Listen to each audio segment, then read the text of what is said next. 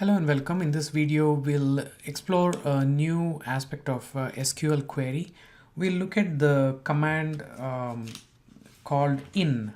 Okay, so basically it will let us do certain things that we could not otherwise do. So let's take a small example. So let me just log into my data set. But just to recap, our data consists of customers, products, and CP, which is products shipped to customers. We want to get the names of customers who buy a particular part. As usual, I open my command prompt and it opens in the folder that contains my customer.db database. I can use SQLite3 to open my database. Can take a look at the schema. There are customers, products, and customer products. So let's take a look at the customers.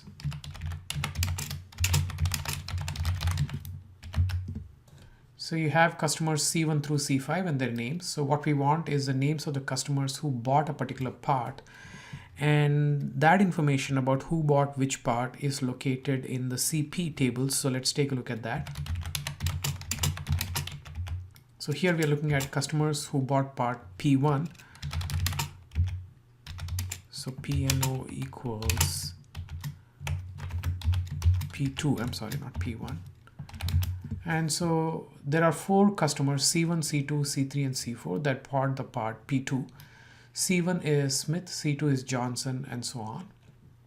So how can we write one single query to retrieve the names of these 4 customers that bought the part P2? So let me proceed to write this query here. So I want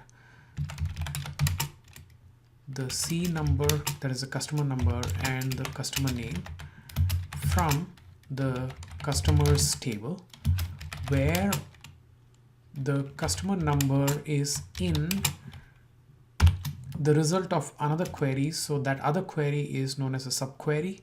So I'm going to write that here.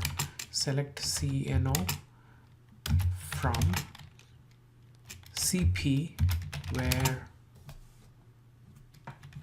PNO equals P2 uppercase P and put a semicolon.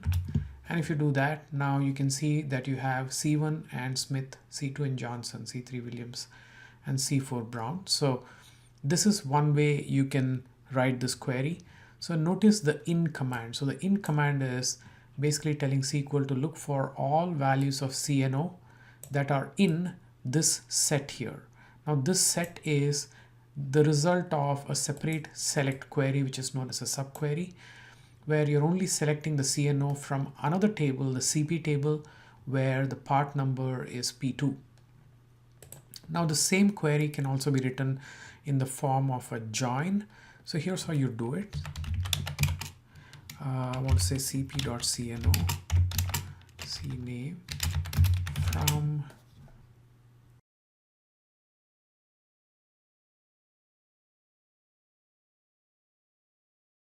so we're doing a join of customers and CP because the customer names are in the customers table and the information on which customer purchased which part is in the CP table.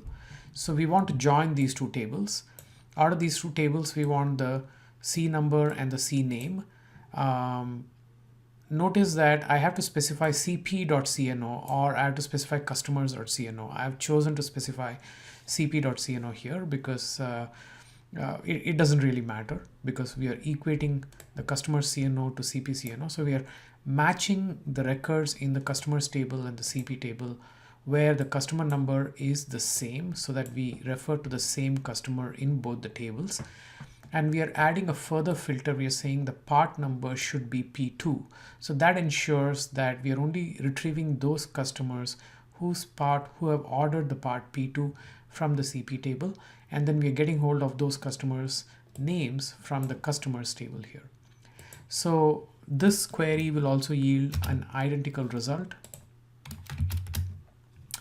So you can either use the in command like this with a subquery, or you can use a join with two criteria. First, you specify the join common field, the CNO, C number, and the second is you filter for the part P2.